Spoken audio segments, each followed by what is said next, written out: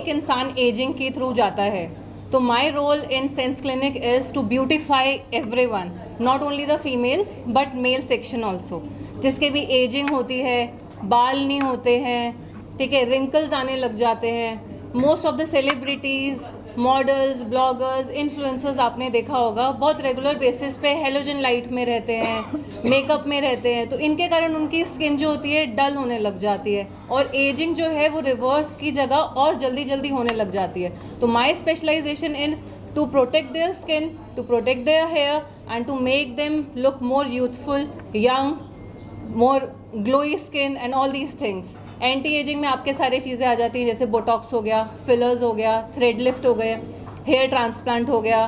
Hair के ऊपर आपने देखा होगा जितने भी सेलिब्रिटीज़ है स्प्रे लगाते हैं, ब्लो ड्रायर करेंगे, तो उनके कारण क्या होता है, आपके सारा हेयर डैमेज होने लग जाता है, फिजीनेस होने लग जाती है। तो we take care of that with a lot of options in the hair in Sense clinic. फिर हम फेस पे आ जाते हैं, तो फेस पे हम देखेंगे फाइन लाइंस आने लग जाती है, डार्कनिंग होने लग जाती है, एक्ने, पिंपल्स, ये सारी चीज़ें आने लग जाती हैं, तो वो हम करेक्ट करते हैं with the help of Botox, fillers and thread lift.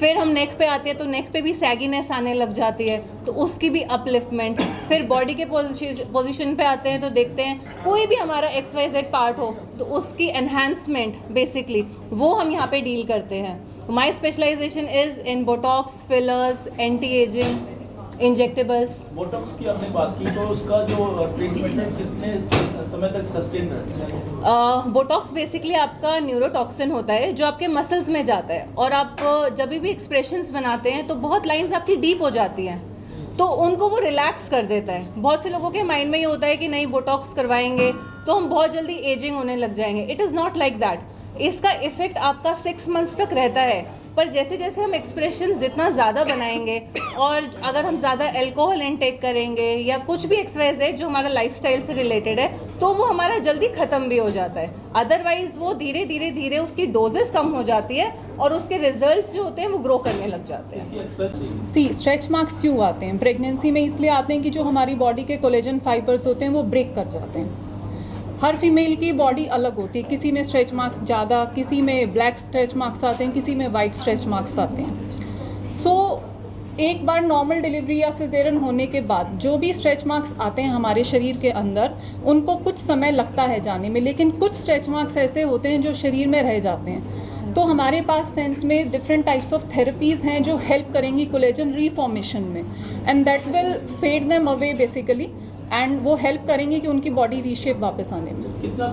C health का एक इंटीग्रल पार्ट है मेंटल हेल्थ। हम फिजिकल हेल्थ पे हम सब फोकस करते हैं, क्वांटिटी ऑफ लाइफ में फोकस करते हैं, कितनी एज है, कितने दिन है, but quality of life is I think majorly dependent on mental health. अगर हम अच्छा फील ही नहीं कर रहे हैं तो चाहे क्वांटिटी ऑफ लाइफ एजेस कितनी भी हो, इट डजेंट मैटर। तो फिजिकल हेल्थ के साथ साथ मेंटल हेल्थ की बहुत सारी कोमॉर्बिडिटीज़ साथ में ज़रूर होती हैं, एंग्जाइटी बीइंग मोर कॉमन।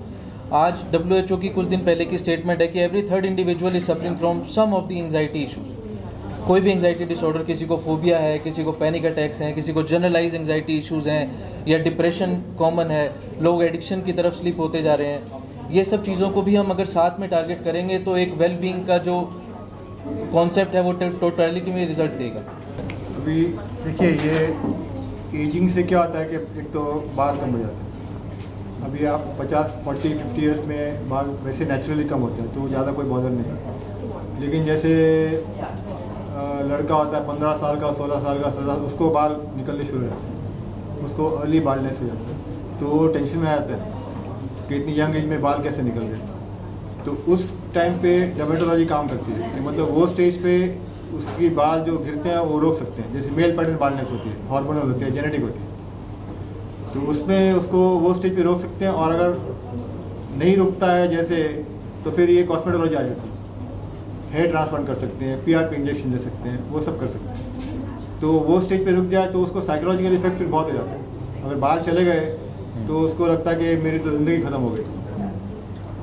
ऐसे ही पिंपल्स का एक्ने आते हैं 15 साल में, 14 साल में, 13 साल में, तो उसके दाग रह जाते हैं। पिंपल्स तो देखो थोड़े टाइम में चले जाते हैं, 20-21 साल में ग्रेजुअली नेचुरली कम हो जाते हैं, कईयों के नहीं करते, पर मेजॉरिटी लोगों के हो जाते हैं उसके। लेकिन जो दाग रह जाते हैं, स्कार्स बोलते हैं, ब्लैक स्कार्स रहते हैं, वाइट स्कार्स रहते हैं, खड्डे रहते हैं, उसको पिट्स बोलते हैं, तो वो नहीं जाते। तो वो परमानेंटली वहाँ रह जाते हैं। तो अगेन उसमें फिर कॉस्मेटोलॉजी काम करती है, डर्माब्रेजन करते हैं, माइक्रोडर्माब्रेजन करते हैं, वो फिलर्स भरते हैं, तो वो सब उसमें काम करते हैं। तो इसलिए डर्मेटोलॉजी और कॉस्मेटोलॉजी दोनों साथ साथ चलते हैं। Like, share and comment. To subscribe this channel, please press the bell icon.